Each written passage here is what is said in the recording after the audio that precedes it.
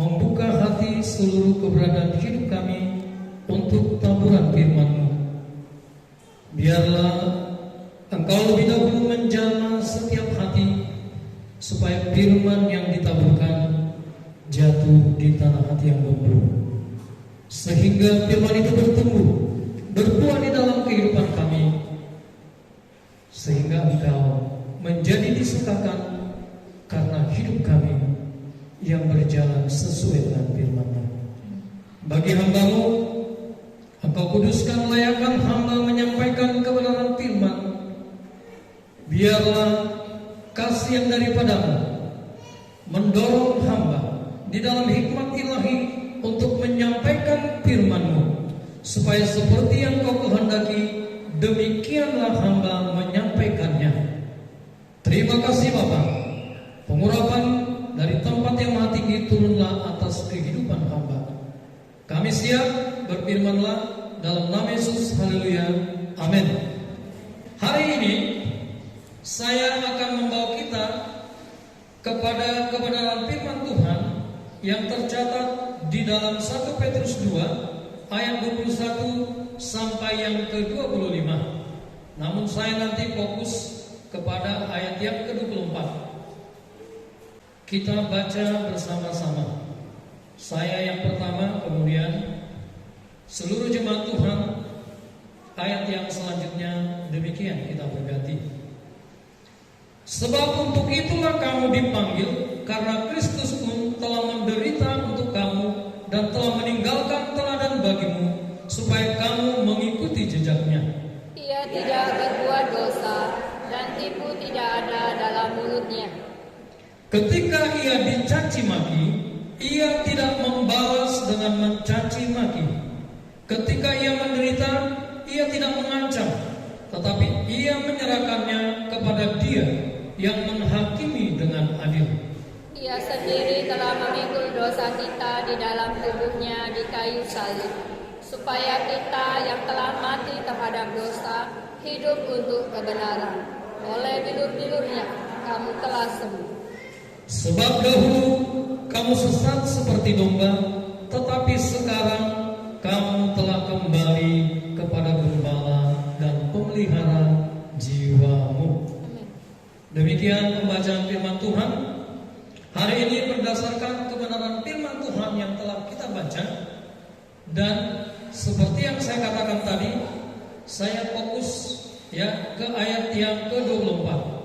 Ia sendiri telah memikul dosa kita di dalam tubuhnya di kayu salib, supaya kita yang telah mati terhadap dosa hidup untuk kebenaran. Oleh bilur-bilurnya kamu telah sembuh. Saya memberikan judul khotbah di Jumat Agung ini, makna kematian Kristus. Makna kematian Kristus ini mengingatkan kita apa yang bisa kita pelajari, apa yang bisa kita ambil kemudian kita terapkan di dalam kehidupan kita dengan merenungkan firman Tuhan ini, supaya apa yang kita peringati dan ibadah hari ini sungguh bermakna dan ini menyenangkan hati Allah. Makna kematian Kristus yang pertama, Yesus menggantikan posisi kita. Kenapa saya katakan posisi kita? Sebenarnya kita semua yang ada di tempat ini, termasuk saya, kita semuanya adalah orang-orang yang berdosa. Amin. Firman Tuhan berkata, karena semua orang telah jatuh ke dalam dosa, berbuat dosa, dan telah kehilangan kemuliaan Allah. Artinya tidak ada satu orang pun di dunia ini, sebaik apapun dia, yang tidak berdosa. Amin. Tidak ada. Ini adalah dasar. Inilah keadaan posisi kita yang sebenarnya sebelum karya Kristus di kayu salib.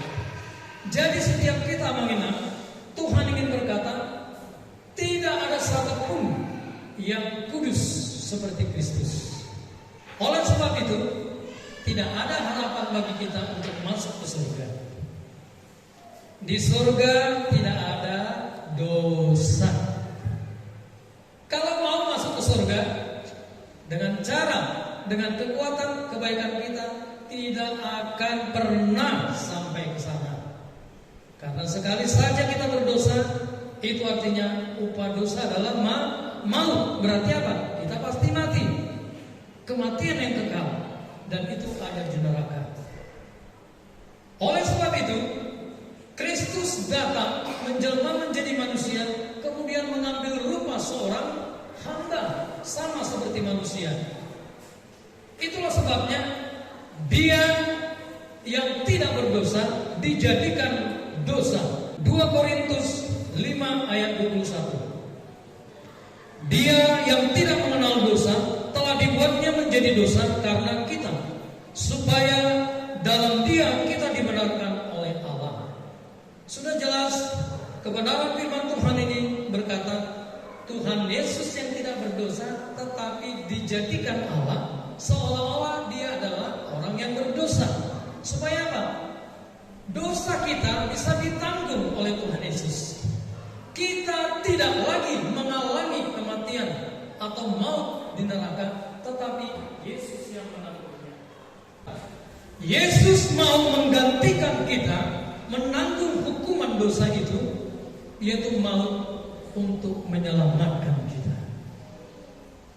Karena Dia sangat mengasihi setiap kita. Amin. Inilah yang dilakukan oleh Tuhan Yesus. Nah, saya ingin untuk menunjukkan kepada kita ayat yang ke-24 penggalan yang terakhir. Oleh bilur-bilurnya kamu telah sembuh. Ketika Yesus menggantikan saya, menggantikan setiap kita yang harusnya mati di kayu salib, yang harusnya mati menuju kepada kematian yang kekal, Tuhan rela berkorban, mengorbankan nyawanya, mengorbankan hidupnya untuk menggantikan setiap kita, sehingga kita tidak mengalaminya lagi. Tahukah Amaitan? Dikatakan di sini tadi, oleh bilur-bilurnya kamu telah sembuh. Itu artinya sebelum Yesus menanggung dosa, kalau nanti kita baca di Yesaya 53, di sana ditunjukkan bagaimana Yesus penderitaannya.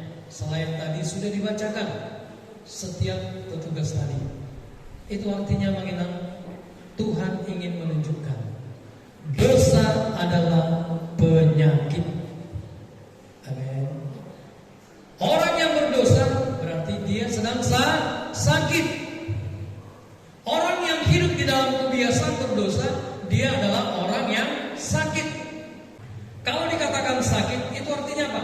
Terganggu hidupnya, terganggu fisiknya, terganggu jiwanya, terganggu kerohaniannya, rusak di dalam kehidupannya. Yesus menumpahkan darahnya di kayu salib, ditikam, kemudian banyak hal ketika dia dipangku, semua darah tercucur, dan darah itulah yang membersihkan sakit penyakit setiap kita di tempat ini. Jadi amaginan, kita harus mensyukuri ini. Kita harus mengingat hal yang pertama, makna kematian Kristus. Kenapa kita memperingati Jumat yang Agung?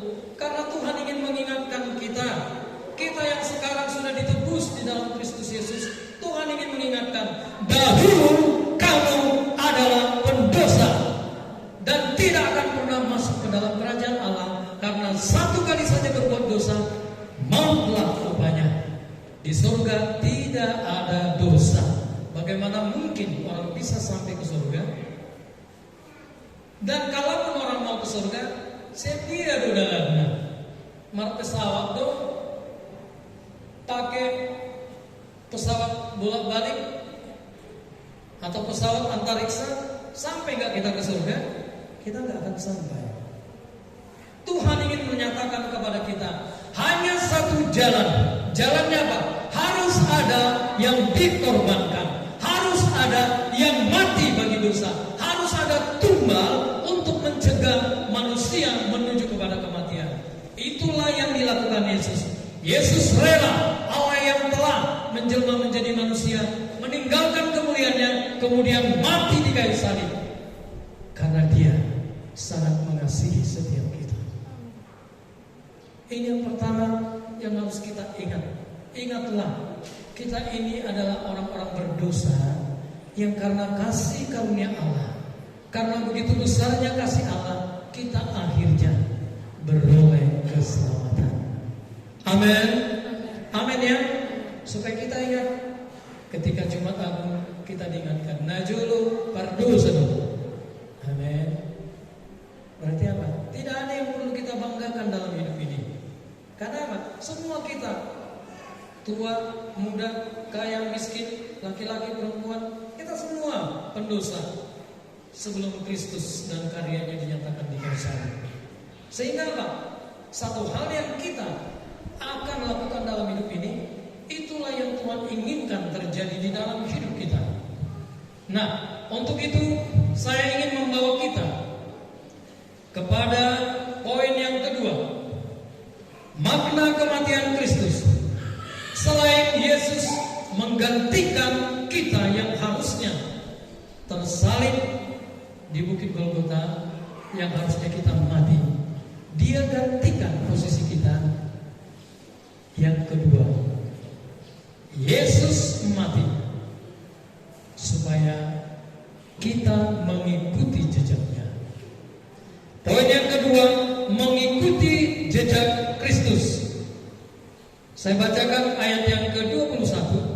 Sebab untuk itulah kamu dipanggil, karena Kristus pun telah menderita untuk kamu dan telah meninggalkan teladan bagimu, supaya kamu mengikuti jejaknya.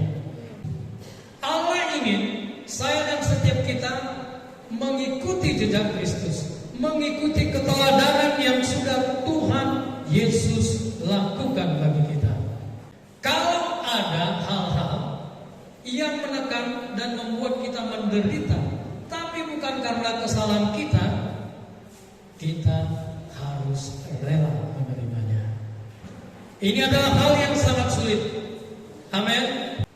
Kita secara manusia tidak sanggup, tetapi kalau Roh Kudus bekerja, kita mampu. Kita disanggupkan untuk tidak membalas yang jahat dengan yang jahat, tetapi membalas yang jahat dengan hal yang baik. Oke, yang ketiga, mari kita lihat. Yang ketiga, makna kematian Kristus. Dikatakan di sini, supaya kita yang telah mati terhadap dosa hidup untuk kebenaran. Nah, Tuhan menginginkan saya dan setiap kita, setelah kita melihat dan mengalami Kristus yang mati menggantikan kita, yang harusnya mati dan masuk kepada kematian yang kekal, maka Tuhan ingin berkata, kalau aku sudah menebus dosamu, kalau aku sudah membersihkan engkau, kalau aku sudah menyembuhkan engkau dari segala sakit penyakitmu, maka aku menginginkan engkau hidup untuk kebenaran. Mengerti ya? Hidup untuk kebenaran. Kebenaran itu adalah firman Tuhan. Dan lebih fokus lagi, khususnya kebenaran itu adalah Yesus itu sendiri. Mari kita melihat satu ayat, 2 Korintus 5 ayat 15. Coba kita buka Alkitab kita, 2 Korintus 5 ayat yang ke-15. 2 Korintus 5 ayat yang ke-15. Kalau sudah dapat katakan amin. Berarti belum dapat ya. 2 Korintus. Menang dulu di Perjanjian Lama, bertandau sampai mula kita segereja tandau. Perjanjian Baru, 2 Korintus 5 ayat yang ke-15. Hitungan ketiga, 1, 2, ya. Dan Kristus telah mati untuk semua orang, supaya mereka yang hidup tidak lagi hidup untuk dirinya sendiri, tetapi untuk Dia yang telah mati dan telah dibangkitkan untuk mereka. Hidup untuk kebenaran berarti kita meninggalkan dosa kita. Amin. Kalau dikatakan saya dan setiap kita di sini hidup untuk kebenaran, kebenaran berarti apa? Saya dan setiap kita harus meninggalkan kehidupan yang lama. Kebiasaan kita berdosa, ini yang pertama. Kalau kita ingin hidup di dalam kebenaran, hidup untuk kebenaran, tinggalkan kebiasaan berdosa. Jangan lagi lakukan. Mau ngadi boto, dosa orang bediulang. Kalau kita sudah tahu itu adalah dosa, jangan lagi lakukan, tinggalkan itu. Amin. Ini maksudnya hidup di dalam kebenaran, hidup untuk kebenaran. Nah, yang kedua, hidup untuk kebenaran berarti apa? Saya tidak lagi hidup untuk diri saya sendiri. Amin. Kenapa kita ada di gereja ini? Supaya kita saling mengasihi, saling menguatkan, saling melayani satu dengan yang lain. Artinya kita tidak lagi hidup untuk diri kita sendiri. Amin. Berarti apa? Di dalamnya pun kita dituntut, mungkin bukan seperti Kristus, tapi belajar untuk berkorban, memperhatikan, menolong orang lain. Amin. Siap mengenal?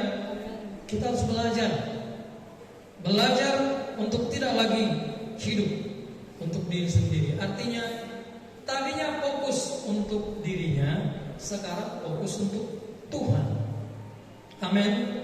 Kalau kita sudah terlibat di dalam ibadah, di dalam pelayanan, maka pelayanan yang kita lakukan itu harus ditujukan untuk Yesus.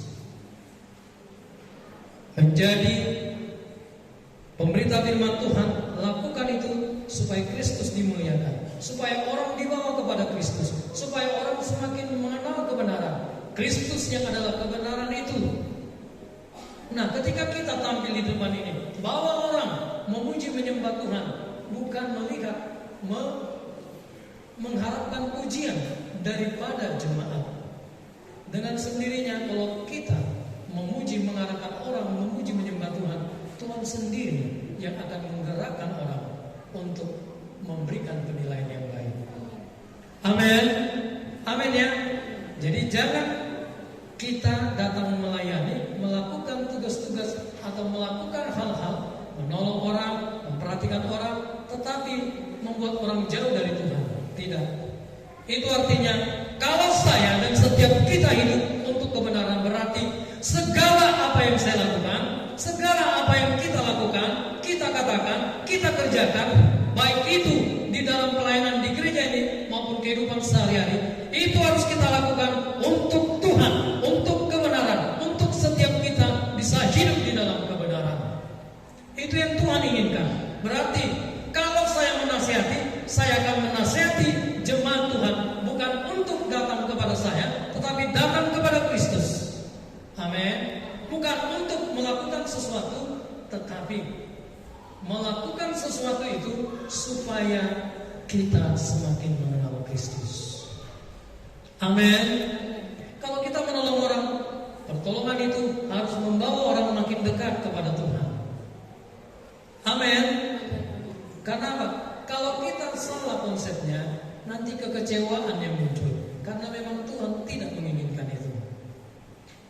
Coba kita melakukan sesuatu yang baik, tetapi kita punya motivasi yang keliru, supaya orang itu membalas apa yang kita lakukan. Percayalah, kita akan kecewa. Amin. Percaya mengenal. Apalagi orang itu tidak sanggup ya berbuat seperti yang kita lakukan, kita akan kecewa. Hubungan menjadi rusak. Amin. Rusak gak hubungan? Basering lu manolog ko, magparateo ko. Sonari, tungsualong do parateo ko. Kenapa? Ada tuntutan yang mengenal. Padahal Tuhan berkata, kasih itu haruslah tulus ikhlas. Artinya kita lakukan sesuatu yang baik dengan tujuan membangun orang di dalam Tuhan. Amin. Setiap kita melakukan hal yang baik, pakailah itu untuk supaya orang semakin kuat imannya, semakin bertumbuh di dalam Tuhan, semakin semangat beribadah, semakin sungguh-sungguh melayani Tuhan. Amin. Poin yang terakhir di poin utama yang ketiga ini, yaitu hidup untuk kebenaran Saya bacakan 2 Petrus 3 ayat 9. Tuhan tidak lalai menepati janjinya, sekalipun ada orang yang menganggapnya sebagai kelalaian, tetapi Ia sabar terhadap kamu, karena Ia menghendaki supaya jangan ada yang binasa, melainkan supaya semua orang berbalik dan bertobat. Nah, jadi hal yang selanjutnya dari poin utama tadi, hidup untuk kebenaran, berarti mari kita menyaksikan kebaikan orang Tuhan. Beritakan karya Kristus bagi kita. Beritakan Yesus sudah mati untuk dosa-dosa saya, supaya orang lain yang tidak mengenal Kristus, mereka mendengarkan berita Injil, sehingga kita yang sudah beroleh keselamatan, kita dipakai Tuhan untuk menyelamatkan orang lain. Amin. Amin ya. Sebentar kita akan masuk ke dalam perjamuan Tuhan. Mari kita mengingat ketiga poin tadi. 3 poin tadi yaitu Yesus menggantikan posisi saya. Kemudian lewat kematian Yesus atau Allah ingin supaya kita mengikuti jejaknya. Dan yang terakhir, supaya kita hidup untuk kebenaran, untuk Raja di atas segala raja yang telah mati untuk menebus dosa-dosa kita. Amin. Mari kita mengambil satu dulu sejenak sebelum masuk ke dalam perjamuan Tuhan. Ya Allah Bapa, sempurnakanlah pemberitaan firman ini, supaya kami boleh mengalami perubahan pembaruan dalam hidup ini. Kami mau masuk ke dalam perjamuan Tuhan. Kuduskan, sucikan kami semua. Terima kasih Bapa, sempurnakan pemberitaan firman ini supaya menjadi kemuliaan bagi nama-Mu dan menjadi berkat yang membawa kemajuan di dalam kehidupan kerohanian kami. Terima kasih Bapa, dalam nama Yesus, haleluya, amin.